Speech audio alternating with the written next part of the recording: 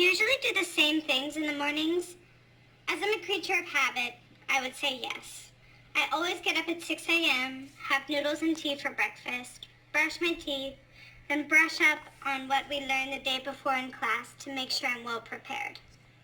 After all of this, I start heading to class at 8:30 a.m. However, on weekends, I tend to hit the snooze button and end up sleeping till 9 a.m., then start my day. Do you think breakfast is important? Absolutely.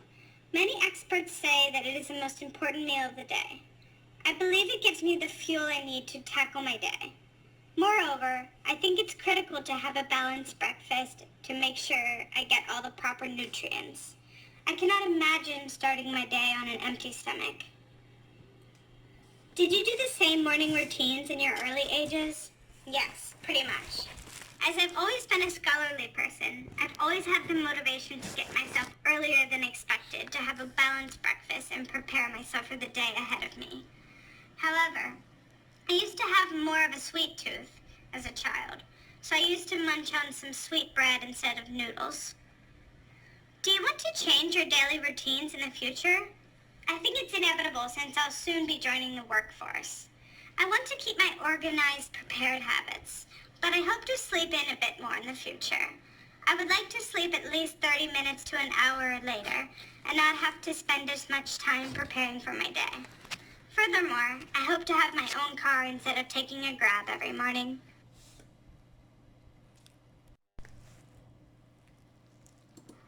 Do you like to watch films? Absolutely. They are an excellent way to unwind. Moreover, my friends are really into films, so it's a fun, relaxing way to spend time together. Afterwards, we discuss and debate the film that we have just watched. Apart from just relaxing and enjoying the film, I like to delve deeper to discover the subliminal messages. What kinds of movies do you like best? Well, I would say I'm still a kid at heart, so I really enjoy watching kids' movies. Although they seem simple and innocent, there are often many life lessons packed into these films. Moreover, I'm really into drama and historical movies. When I watch these, I feel that I can more deeply understand human emotions and relive historical moments, like the Vietnam-America War or World War II. Do you prefer foreign films or films made in your country? Well, since my country doesn't have a huge film industry, I've always been really into American films. Not to knock other film industries, but American ones are incredibly entertaining and well made. The evolution of film continues to amaze me. Moreover, I only watch films in English, so it helps me to learn new slang and expressions. How often do you watch films? Well, I'm quite a busy bee, but I manage to see 1 or 2 films a week at home. After a long day of studying, I love snuggling up on the sofa and watching a film to unwind. I tend to do this on Friday and Sunday evenings with my friends. How often do you go to the cinema to watch a movie? Not too often, actually. As the prices in my country are quite high, I usually opt to watch a movie at home instead to save on costs. Actually, I think it's kind of a waste of money to see a movie at a cinema when you can watch it from the comfort of your living room. I only go when a friend invites me, which is maybe 4 times a year. Do people in your country like to go to a cinema to watch a film? I would say so. Since people like to go out with their families on the weekends, this is often an activity that they would choose. Moreover, teenagers enjoy this activity as a way to get out of the house. Furthermore, it's often a popular date option for many people. What was the first film you watched? It's hard to say the first, but I think it was The Lion King. I know it first came out in the early 90s when I was a child. It was my absolute favorite. I used to watch it repeatedly until my parents were really tired of it. I even built Pride Rock out of rocks that I found when we would go to visit my relatives who have a garden. Do you like to watch movies alone or with your friends? Both. On one hand, I find it extremely relaxing to chill out and fall asleep to a film by myself, but it's also enjoyable to have company. So, all in all, I prefer films with friends, since they are also into film. Do you like traveling? Not really, actually. I'm more of a creature of habit, so I'm usually not keen to change my daily routine. When I change it up, I often feel anxious and disoriented. Furthermore, I have a fear of airplanes and get carsick, so traveling just isn't for me. Do you often travel by air? Oh, not at all. I try to avoid it at all costs. If I must travel, I will take motion sickness medicine and go by car or train. I was once on an airplane on my honeymoon that came very near to crashing, so my phobia stems from this. How long was the longest trip you took? I once had to go on business to the Philippines. It was a 24-hour flight. It was a nightmare. On top of this, I was seated next to a child who was relentlessly crying during the entire journey. Which country would you like to travel to in the future? Oh, I'm dying to go to Egypt. I've always dreamt of going there since I was a child, actually. I'm really fascinated by their ancient culture. I would be in awe of the Grand Pyramids for sure. Unfortunately, since I despise flying, I don't think I'll ever get there. Would you like to travel to space? Perhaps. I'm not sure how it feels to be in a rocket. I think it would be incredible to see a completely foreign galaxy.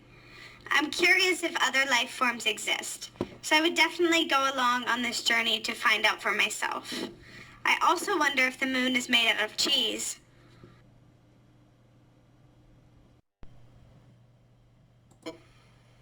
Part 1. Email and letters. Do you like to write a letter or email? In today's age, I much prefer writing an email. With a mail system that cannot be trusted, a letter is just out of the question sometimes. I love that email is immediate and that you can know for sure if the recipient has viewed it or not. However, there is still a certain charm about receiving a handwritten letter. Do you think emails are useful? Oh, very. They are major time savers. They replace meetings and phone calls. They are a quick, easy way to send information and share links, which cannot easily be done over the phone. Furthermore, I have more courage to say things over email than I would be to say in person or over the phone. I like having the extra time to think about the exact words. As I'm not much of a phone talker, I'm grateful for emails. Do you think email might one day replace handwritten letters? Oh, absolutely. It's already on the way there. For example, when I got hired at my last company, I was able to sign all documents via email instead of sending in a letter or doing it in person. I think many companies are following this trend now. What sorts of letters or emails do you think are the most difficult to write? Oh, complaints for sure. As I prefer to avoid conflict and am sensitive to others' feelings, I find this to be the most difficult. However, emails and text messages make it much easier. As I may be speaking to someone with a native language different than my own, another challenge is finding just the right words to say in this situation. I once had to fire an employee over email and it was very painful for me. Do you like the city you're living in now? Yes, I really enjoy Ho Chi Minh City. Although it's quite hectic, I love the liveliness of it. Apart from this, I think it's exciting since it's developing at a rapid pace, and I love the international environment. The city never sleeps. Which city have you been to recently? I recently visited Bangkok for a short holiday. I had about 3 days free, so I went there to visit the floating market, palaces, Buddhist temples, and vibrant city center. Do you prefer the city or the countryside? I would say I'm definitely a city person. I enjoy the hustle and bustle of city life, along with the endless opportunities to meet new people from all over. I feel too limited in the countryside, not to mention I'm terrified of critters. What kinds of city do you like? A mix of modern and old. I like when there is an old historic quarter, but also a district with skyscrapers and a more futuristic look. Moreover, I require a city with friendly people and smiles. I couldn't live in a fast-paced, robotic place like New York City, for example. Which city do you want to go to? I've always dreamt of going to San Francisco. I've always seen the Golden Gate Bridge, charming dollhouse-like homes, and cable cars on TV, and imagined myself there. Moreover, San Francisco seems to be a very liberal city, which I would be into.